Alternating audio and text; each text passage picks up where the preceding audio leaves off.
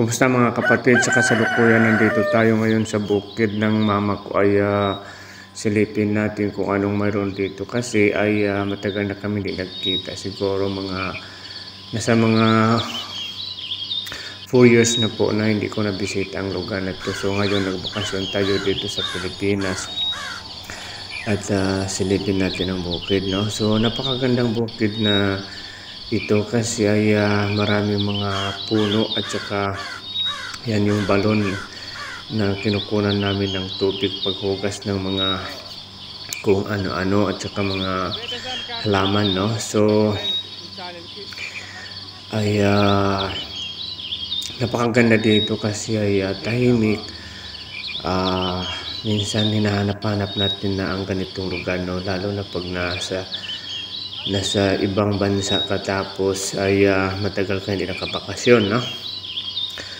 So yan ang lupain ng nanay ko. So yan yung bahay niya ay hindi pa tapos, no?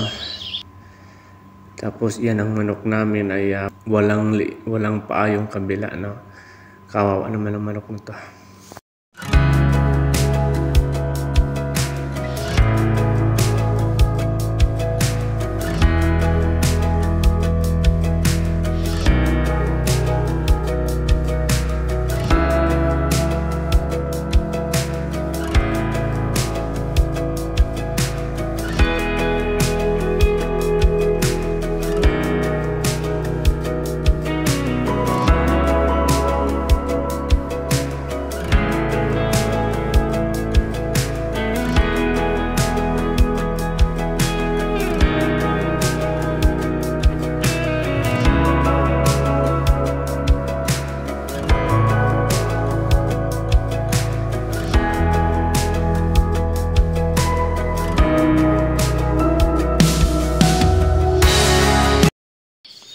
So ngayon, maghahanap tayo ng durian. Yung durian na maliit pa, bagong tubo, ay lilipat natin doon sa kabila. Kaya ngayon, naghanap tayo. Sana may mahanap tayo dito.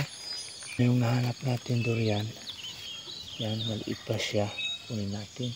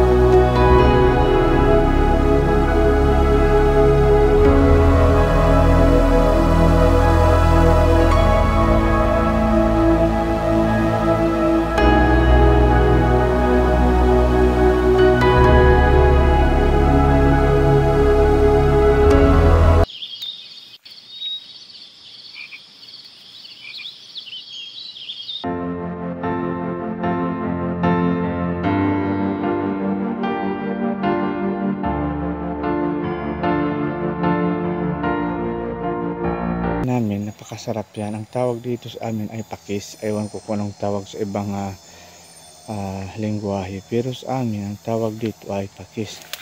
Ang dami yan, oh, hanggang doon dito. Yan. Dandyan po sa tabi ng bahay namin. O yan, dito siya tumubo.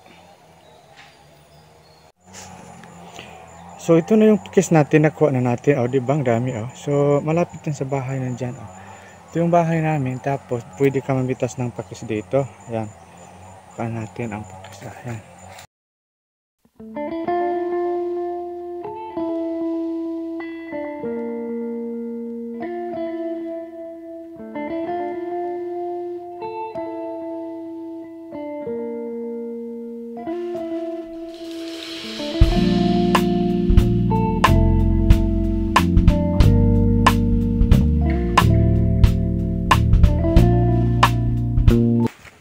Wala! Dari ng pakis! Oh. Pagpakis ka yan, oh. Ilang nanay namin siyang magluluto ng pagkain namin. So ito yung pakis na kinuha namin, lulutuin ito ng nanay namin. Ito yung bahay namin sa bukid. Actually, ang harap kasi yan ang kapatid namin. Nagtatastas ng karot. Ito yung pakis. Lutuin na ito dito. Ayan. Lagay na lang natin sa table. Tapos, lutuin na mamaya. Ang dami, diba? Yan ang nanay namin. Sila di ba mo nagbisa? Yan ang nanay namin. Siya yung magluluto. Ah, Kasi pag yung magluto. wala mo rin ipiuso sa paya mo di makaon. Yung mabanos, naglalang mo kayo mo kun. Ito po yung sasakyan natin na bili ko ay kailangan natin gamitin dito sa bukid kasi dito sa bukid ay malayo papuntang palengke, kailangan may motor ka, pero kailangan mataas yung motor kasi pag maliit ay hindi kakayanin papasok dito sa loob kasi yung kalsada papunta dito hindi pa sa esparto, kaya ito yung napili ko. Medyo may kataasan siya kasi malaki ang gulong. Ang motor na to ay kaya niyang akyatin kahit sa bundok, no? So maraming salamat po sa ating lahat sa mga nanonood.